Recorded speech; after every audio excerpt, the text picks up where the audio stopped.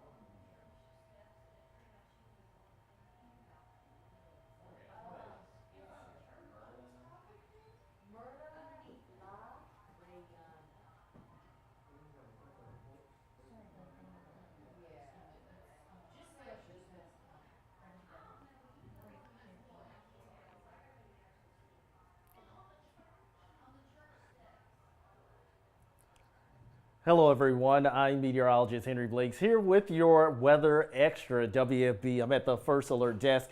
A lot's going on in the tropics, especially now that we have our first hurricane of the Atlantic season. We're going to take a look at what is now Hurricane Erin. Now, Erin quickly intensifying. A little bit of good news off the top is that I'm not expecting Erin to be any threat to the Gulf, let alone the East Coast. But nonetheless, notice the intensity and strengthening that has occurred over the past several hours. So let's zoom in a little tighter. You'll notice there's the center of circulation for Erin right now, and it is quickly pushing off toward the west. So Erin has been upgraded to a hurricane at this point. The National Hurricane Center and the storm hunters went out and did their observations. You'll notice max winds at 75 miles per hour. Erin starting to make more of a west-northwesterly turn and is racing to the west-northwest at 18 miles per hour. So that movement is a little bit of good news because that west-northwest turn will gradually become more northwesterly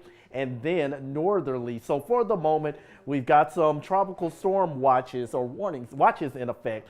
But for the time being, not expecting to be a direct hit for the eastern seaboard. But let's go ahead and push in motion, and you will notice that further intensification is expected with Erin. In fact, as we go into, let's say, Monday, possibly by Monday morning, there's the potential that Erin could be intensifying to a Category 4 storm, a Category 3 major hurricane possible as early as Sunday. But from the way things are looking right now, the trend, potentially good news for Bermuda because Erin should remain far away in between Bermuda and the eastern seaboard before making more of a northerly turn and then going easterly and mainly remaining over the open water. But as far as we're concerned here, we're not expecting any type of turbulence from that in the Gulf.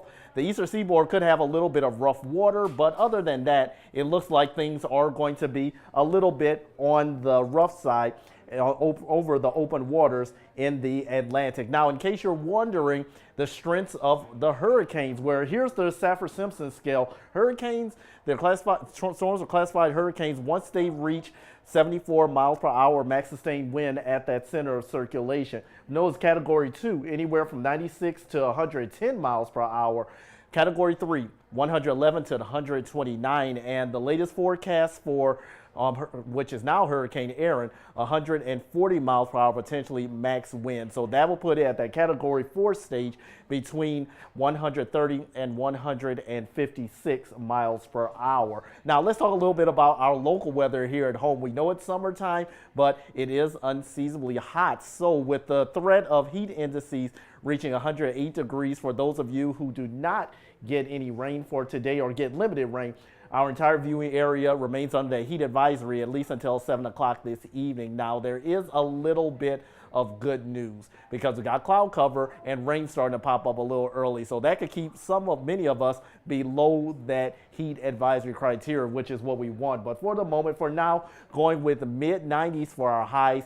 On the other hand, with the rain coming down in parts of southeast Louisiana, many of us will likely stay in either in the upper 80s or at least only get in the lower 90s for today. Here's your radar and satellite, and you'll notice much of the activity is mainly along and south of I-10 and gradually pushing off towards the east. But zooming in a little bit tighter, we don't have very much going on in the EBR pair in Baton Rouge right now, but areas like St. George getting in on some rain, and you notice as we go down into Ascension Parish and get close to Convent, as well as Jeanerette in for Morgan City, and all the way to the east, we start to see those scatter showers and a few rumbles of thunder pop up as well. Starting to see some activity pop up in parts of Point Capee as well as West Baton Rouge Parish, and all this rain going to push to the east. So a little bit of good news is that if you do get that rain, that should keep you at least below that heat advisory criteria. But the threats with these showers and storms are mainly going to be the potential for heavy downpours, which could lead to some localized flooding in some locations, especially low-lying areas,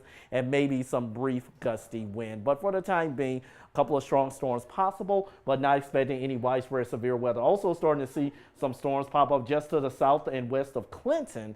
So for the time being, keeping those rain chances in play for the entire viewing area, including our viewers in Amite and Wilkinson County in Mississippi. I'd like to thank everyone for tuning in. Be sure to watch 9 News at noon. Jeff Moore will have the latest on our local rain and storm chances, as well as the latest on which is now Hurricane Erin. And always remember that you can live stream our newscast by visiting WAFB.com or by simply downloading our WAFB app.